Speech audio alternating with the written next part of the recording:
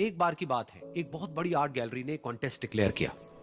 उसमें उन्होंने अनाउंस किया कि जो भी पेंटर पीस को डिपिक्ट करने वाली वर्ल्ड की सबसे अच्छी पेंटिंग बनाएगा उसको $10 मिलियन का इनाम मिलेगा।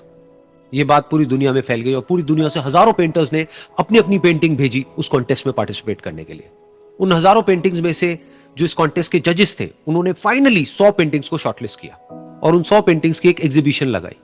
उस एग्जीबिशन में इन सारे पेंटर्स को तो इनवाइट किया ही किया, साथ ही साथ मीडिया वाले भी बैठे हुए थे और मीडिया वालों के साथ हजारों लोगों की भीड़ भी जमा थी। क्योंकि प्राइज अमाउंट इतना बड़ा था तो सबका इंटरेस्ट था ये जानने में कि कौन जीतेगा, कि वो पेंटिंग कैसी होगी और कौन वो पेंटर होगा जिसको इतना बड़ा अमाउंट मिलेगा। फाइनली वो दिन आ ही गया। वहां पर सारी ही पेंटिंग्स देखने लायक थी और एक से बढ़कर एक थी। उसमें से कुछ पेंटिंग्स थी जहां पर सबसे ज्यादा भीड़ थी। जैसे एक पेंटिंग थी जहां पर एक बिल्कुल साफ पानी की नदी बह रही थी जिसके पीछे कुछ पहाड़ थे, उसके ऊपर बर्फ जमी हुई थी और पीछे से सनराइज हो रहा था। एक और पेंटिंग थी जहां पर पेंटर ने पीस को डिपिक्ट किया था फुल मून नाइट के थ्रू, यानी कि एक बिल्कुल पीसफुल लेक थी जिसका पानी बिल्कुल स्टिल था, इतना स्टिल कि उसके अंदर आप रिफ्लेक्शन देख सकते थे आसपास में जो भी कुछ था उसका, बिल्कुल एक मिरर की तरह। और बिल्कुल डार्क आसमान में कुछ तारे चमक रहे थे और एक चांद चमक रहा था। उसके अलावा एक पेंटिंग थी जिसमें बिल्कुल सफेद बादल थे, नीला आसमान था और बिल्कुल हरी हरी घास थी। यानी कि सारी ही पेंटिंग्स ऐसी जिसको देख करके ही मन शांत हो जाए। तो कॉन्टेस्ट बहुत ही टफ था क्योंकि सारी पेंटिंग्स एक से बढ़कर एक थी। तो जजेस के लिए शॉर्टलिस्ट करना कि कौन सी पेंटिंग बेस्ट है, that was very very difficult. लेकिन वो मोमेंट आ ही गया जब जजेस ने अपना माइंड मेकअप कर लिया और एक पेंटिंग को इन सारी पेंटिंग्स में से सिलेक्ट कर लिया और उस पेंटिंग को एक बड़े से कर्टन के पीछे रख दिया। सामने वो सारे पेंटर्स बैठे हुए थे, मीडिया वाले थे और हजारों लोगों की भीड़ थी। सबकी क्यूरियोसिटी बढ़ती चली जा रही थी क्योंकि अमाउंट बहुत बड़ा था। लेकिन जैसे ही वो पर्दा हटा और सामने से सबने उस पेंटिंग को देखा तो सब हैरान रह गए। सब एक दूसरे की शक्ल देखने लगे। किसी को कुछ समझ नहीं आ रहा था कि एक्चुअल में हो क्या रहा है, क्योंकि वो पेंटिंग जो वहां पर दिख रही थी वो दूर दूर तक शांति को डिपिक्ट नहीं कर रही थी। तो सबको लगा कि शायद उस आर्ट गैलरी से कोई गलती हुई है या जजेस से कोई गलती हुई है और किसी गलत पेंटिंग को वहां पे रख दिया है। तो कुछ पेंटर्स एक साथ गए, जाकर के उस आर्ट गैलरी के ओनर से मिले और जाकर के उससे पूछा कि क्या ये कोई गलती है, गलती से कहीं कोई गलत पेंटिंग तो आपने वहां पे नहीं रख दी है।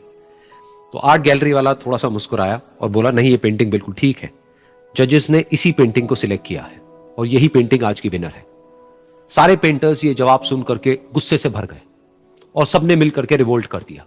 और ये देख करके सारे मीडिया वाले अपनी अपनी जगह से खड़े हुए और भागते हुए गए उस आर्ट गैलरी के ओनर के पास में और अपने अपने माइक्स उनके मुंह के आगे कर दिए।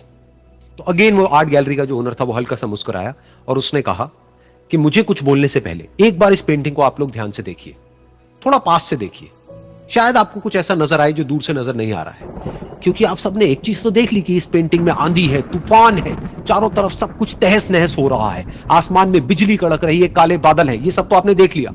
लेकिन एक चीज नहीं देखी कि इस पेंटिंग में एक घर भी है। उस घर में एक छोटी सी खिड़की है जहां पर एक आदमी खड़ा हुआ है। ध्यान से जाकर के देखिए, वो जो आदमी खड़ा हुआ है और बाहर देख रहा है उस घर से, उसके चेहरे पर कोई डर नहीं है बल्कि एक हल्की सी मुस्कान है, एक ठहराव है, एक सुकून है।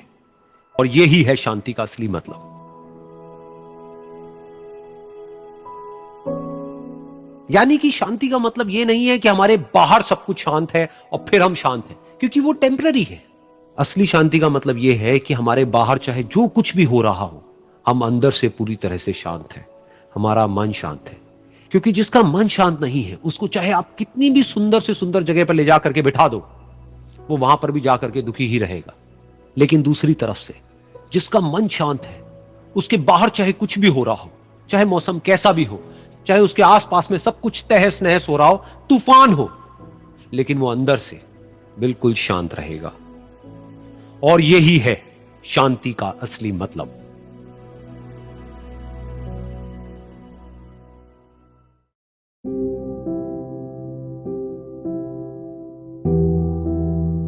एक बार की बात है, एक छोटे से गांव में एक आदमी रहता था। उसके घर के पास में एक पहाड़ था